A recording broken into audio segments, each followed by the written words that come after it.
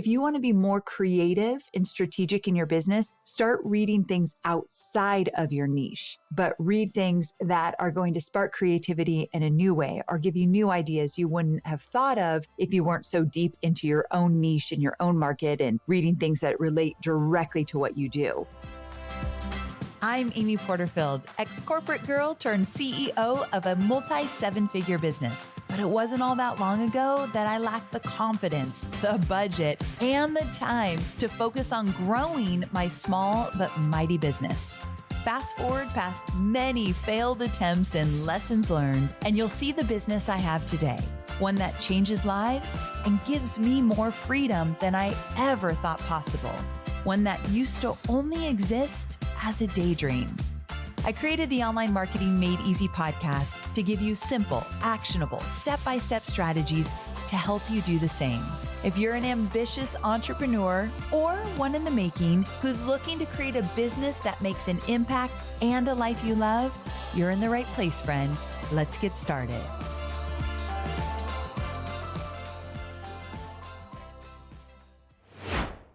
Well, hey there, friend. Welcome back to another episode of Online Marketing Made Easy. This is going to be a shorty episode all about the books that are on my reading list for 2024, which I think is a fun episode. Now, this is interesting because a lot of times when people will share books on a podcast, it's books that they have read. Like, here's 10 books I recommend that I've read over the years. And I've done an episode like that before. However, I thought it might be fun to share with you what I'm going to read based on recommendations from my peers, from my really good friends, from people I don't know online, but I love their recommendations. And of course, a lot of them are business books, but not all of them. So stay with me here. But before I get into my list, you might be thinking, I want to read more, but I never have time. And I think that's very true for most of us. Like if you look at your calendar, no, you probably do not have time to read more. However, obviously we know that when we think something's important, we make time for it. We create the time. And I think reading is incredibly important for my personal growth and my business growth. And a long time ago, I read an article and I can't remember where I saw it, but it was all about if you want to be more creative and strategic in your business, start reading things outside of your niche. Stop just reading business books, but read things that are going to spark creativity in a new way or give you new ideas you wouldn't have thought of if you weren't so deep into your own niche and your own market and reading things that relate directly to what you do. So I have tried to add in some books this year that are beyond just my own niche of business. So I'm excited about that as well because I want to be more creative. But back to finding time to read. So I have to create the time. I have to make the time. For me, one of the things I love to do is read early in the morning. I'm an early riser by nature. I go to bed at like 9 p.m. So I'm really tired at the end of the day, but I wake up pretty early and I try to carve out at least 30 minutes of reading time. Now, what I do is I turn on what I call the happy light, which is this special light that because it's still dark out when I get outside or when I wake up, I want to have sunlight on me, but I can't. So I use this thing called the happy light. If you want to see some other things I use in my personal life or behind the scenes in my business, like things I don't typically talk about, make sure you are on my newsletter. So just go to amyporterfield.com/podcast and you can get on my newsletter because I've started to share a lot of behind the scenes resources and different products I love and different things I use. But the happy light, it's part of this. So I turn on my happy light. I get snuggled up on my couch. Of course, Scout is right next to me because where else would he be? And I read for 20 to 30 minutes. And that has proven to be a really valuable time for me, which I love. I also do what I call books on tape because I'm older, but obviously they're not on cassette tape anymore, but I can't help but just say books on tape, where I subscribe to Audible. I'm a huge fan of Audible, and I will have books playing in the background when I'm in the shower, when I'm getting ready in the morning, when I'm driving. It's kind of one of my most favorite things. And a lot of times when I do a book on tape, I do something fun or a autobiography or something like that, where when it's a business book and I really want to concentrate and remember the strategies, I typically can't just have it playing in the background because I'm multitasking. But a lot of the fun books, I'll do that and I really enjoy it. So Audible, making time in the morning, really carving out the time because it's not going to come naturally. But that's how much I believe in the power of reading. So I highly recommend that you carve out some time every single week to read because it will make you a better business owner. And just also, if you read some self help, which I do, it will just help you with your mental health as well. Now, the books I'm about to share with you run the gamut from business strategies to mindset and mental health. And like I said, I'm even going to share some of my favorite fiction books and some of my biographies that I really love. Or the one I'm going to share, I don't think it's kind of like a biography. I'll get to it at the end, but I really am excited to read it. Okay, so let's just start from the top. Again, these are books that I plan to read this year. So maybe at the end of the year, I'll do a little roundup of the ones that I thought were the most valuable. Okay, so the first book I'm excited to read is called Built to Sell, Creating a Business That Can Thrive Without You by John Warrilow. Now, I'm excited about this book not because I plan to sell my business, but because I have a good friend, Rory Vaden, and he once told me that a business worth selling is a business worth keeping. And that really stuck with me. And as you know, I've been doing this for 15 years and I'm getting older, and there's a point that I don't want to be so deep in the business, but I'm still excited about the business and I love my students and I want to keep growing it, but not necessarily with my hands in everything. And I think if you look at what I've done over the last year or so, it's kind of leaning toward that way. I have a brand new CEO. Something I haven't talked about, but I'm going to share about later is that I am hiring 2 trainers this year to help me teach Digital Course Academy. That's wild to me. I'm so excited about these 2 trainers and it's an experiment. And I think that having different perspectives than just mine inside the Digital Course Academy experience, not just the course, but in the 10-week group is going to be so much more richer experience. So anyway, I don't want to get off track, but I've been starting to find different ways to tweak the business a bit and get it to a place that it will thrive without me touching everything. And so this book is intriguing to me and I'm excited to read it. And one of the things that the author of this book has said is that he says most business owners start their companies because they want more freedom. You know, that's what I teach. That's what I talk about, right? They want to work on their own terms, make more money, do something they love, and eventually retire. But in reality, many business owners find that stepping out of the picture and, quote, retiring is extremely difficult because their business relies too heavily on their personal involvement. So without them, their company, no matter how big or profitable, just doesn't run. So in this book, John shares the specific steps that business owners can take to create a valuable, sellable company that can thrive long into the future, whether you sell it or not. And I just think that this is a really interesting perspective that has made me start thinking about my business a little differently. Because let's be real, I don't envision myself making Instagram reels and dancing on TikTok when I'm 75 years old. But wouldn't it be cool if my business was still thriving? So I'm just intrigued and I'll share this journey with you as I dive more into this book throughout the year. All right, the next one is Hidden Potential, The Science of Achieving Great Things by the brilliant Adam Grant. If you haven't read anything by Adam Grant, then at the end of this episode, immediately go to Amazon and buy this book because the message is so important. It's all about how we as a society grossly underestimate the range of skills that we can learn and just how good we can become. Now, I'm reading this because I want to support my course creators more to identify their skills and use those skills, but also for me. So it goes twofold. He says we can all improve at improving. And when opportunity doesn't knock, there are ways to build a door. In other words, it doesn't have to be hard to be successful.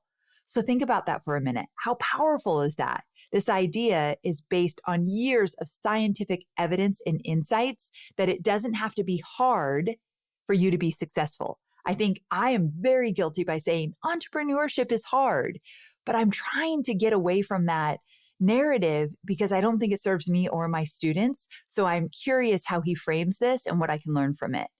I think this book will shatter our assumptions about what it takes to improve and succeed. I wish I could go back in time and read this as a new entrepreneur. Hint, hint to any of my newbies. I think it's a great book to explore. I think it would have helped me get stuck in the hard so much. So again, Hidden Potential, The Science of Achieving Great Things. That's what the book is called. The next book on my list is The Courage to Be Disliked, the Japanese phenomenon that shows you how to change your life and achieve real happiness. This is the TikTok phenomenon that has taken the world by storm for a good reason. Ultimately, this book is called The Courage to Be Disliked because there's a point that the authors are making in that in order to be free, you need to have, you guessed it, courage to be disliked, not confidence, the courage. Remember what I say about courage and confidence, right? Confidence is, hey, I've got a proven track record of this working, so my confidence is building. I could look back and say, what I'm doing is working, maybe just a little bit, not a lot, but I'm starting to build confidence because of that. Courage is, I look back and have no proof that this is going to work, but I feel it in my bones that this is the direction I need to go. So I'm going to have courage. I also call it the leap of faith. So they're talking about the courage to be disliked. I look back and I don't have proof that being disliked is okay, but I'm still going to move forward. So I do think that this is important in business, the courage to be disliked, especially when you have a personal brand, because it requires that you really put yourself out there in a big way. Not to mention, in the age of social media, where we are constantly on display, you've got to be okay with not being for everyone. If you read my book, you know that my good friend Jasmine Starr taught me a very important lesson when I was really upset about some negative comments I got on Facebook over a post I did. And she said, you ain't for everyone, boo. And I realized, oh, yeah, that's a really great point. Not everyone is supposed to like me. I still have a hard time with that, but it's very true. So the authors of this book, using the theories of Alfred Adler, who was a big-time 19th century psychologist, explains how to become our best and truest selves and determine our future, free of the doubts and expectations of others. Ooh, I love that. So if you're struggling with nagging self-doubt and you really care deeply about what people think about you, I'm talking about myself as well here, then I think this is going to be a great book for you. I know it's going to be a great book for me. I can't wait to dive in. All right. So the next one is The Mountain is You, Transforming Self-Sabotage into Self-Mastery. This one is by Brianna Wiest. Now, here's something that I want to point out. I have worked really hard around self-sabotage for many, many years, and I think that I have it in check. I don't think that imposter syndrome is something that I have to deal with every single day. Don't get me wrong. It still makes a presence in my life, but I can catch it quickly and move on. However, my students deal with this daily, as I did when I was first starting out. So I want to be a better guide for them through imposter syndrome. And I think a big part of imposter syndrome is self-sabotage. So I feel like if I read this book, not only will I get great benefit from it, I can support my students in a bigger way. So a big focus of this book is building on emotional intelligence, which is something I'm always striving to improve. It's also, of course, about self-sabotage, why we do it, when we do it, and how to stop doing it for good. Now, obviously, like I said, I've been known to self-sabotage in the past. For example, like if something goes wrong or if things get tough in my business, no matter how big or small, I can beat myself up over that. That's what I usually see myself doing, and then I catch it really quickly. But I also think that just being very aware of when it shows up and reading books like this on how to combat that, incredibly important. So learning to recognize some of the patterns that come up with self-sabotage, why it happens, and then what to do about it, I think could help all of us. In this book, the author teaches how to extract crucial insights from your worst habits. And then from that, build emotional intelligence, which we all could use more of, and better understand your brain and your body so you can be the best version of yourself. It's really profound, I think, to learn these strategies, really take in these resources. So I'm all about it. So again, The Mountain is You. That is a book. I think that one was recommended to me by Jill Stanton, a good friend of mine. She used to have a business called Screw the 9 to 5. Now it's Wealthy Course Creator. And she is so dialed into personal development. So any book Jill recommends, I'm like, bring it on. Okay. So those are the main books that I'm going to focus on. I'm going to read more than that, but those are the ones that I really wanted to kind of highlight in this episode. But then I want to give you two fun ones that, I mean, look, they're all fun, right? But the ones I just mentioned are very serious.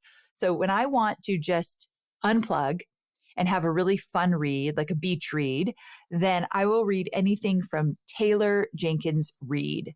One of the best that Taylor has written is 7 Husbands of Evelyn Hugo. I don't know, this one might be more for the ladies in the audience, but look, I think everyone could enjoy it, but it's so good. And it's going to be made into a movie. I'm very excited. And then Daisy Jones and the Six, great, right? That's a great one. Malibu Rising. These are 3 that I have read.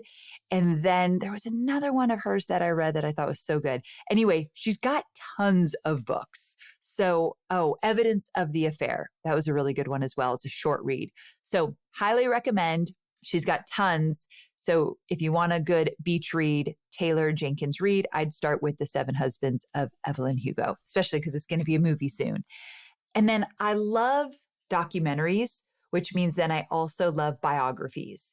So I think the two go hand in hand. So you can catch me on Netflix looking for all the documentaries. But when I want to read a good biography, I usually check out what Lauren Everett Bostic will recommend of Skinny Confidential. She's an avid reader and she reads so many different genres.